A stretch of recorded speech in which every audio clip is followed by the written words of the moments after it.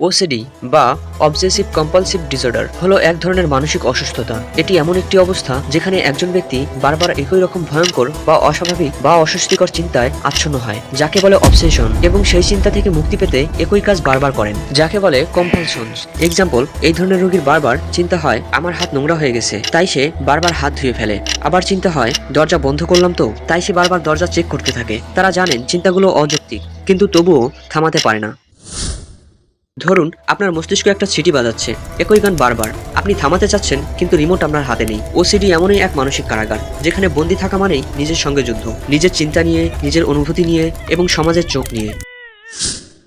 OCD শুধু একরকম নয়, এর রয়েছে নানা রূপ। প্রধানত 4টি ভাগে বিভক্ত করা হয় ওসিডিকে। 1 নাম্বার, কন্টামিনেশন ওসিডি। সব সময় মনে হয় কোথাও জীবাণু আছে, তাই হাত ধোয়া, গোসল করা কখনোই শেষ হয় না। গোসল করার পরেও মনে হয় জীবাণু কোথাও লেগে আছে, ময়লা লেগে আছে। 2 নাম্বার, চেকিং ওসিডি।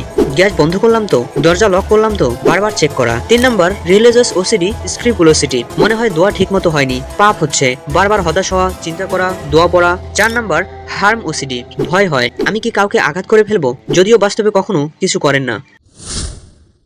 বিজ্ঞানীরা বলছেন ওসিডি হওয়ার কারণ হতে পারে মস্তিষ্কের রাসায়নিক ভারসাম্য ব্যাঘাত ঘটার কারণে, সেরোটোনিন সিক্রেশন ভালোভাবে না হওয়াতে, পারিবারিক ইতিহাস, চাইল্ড ট্রমা বা মানসিক চাপ, এবং এমনকি কখনো কখনো কোনো বড় জীবন ঘটনার পরও এটা শুরু হতে পারে।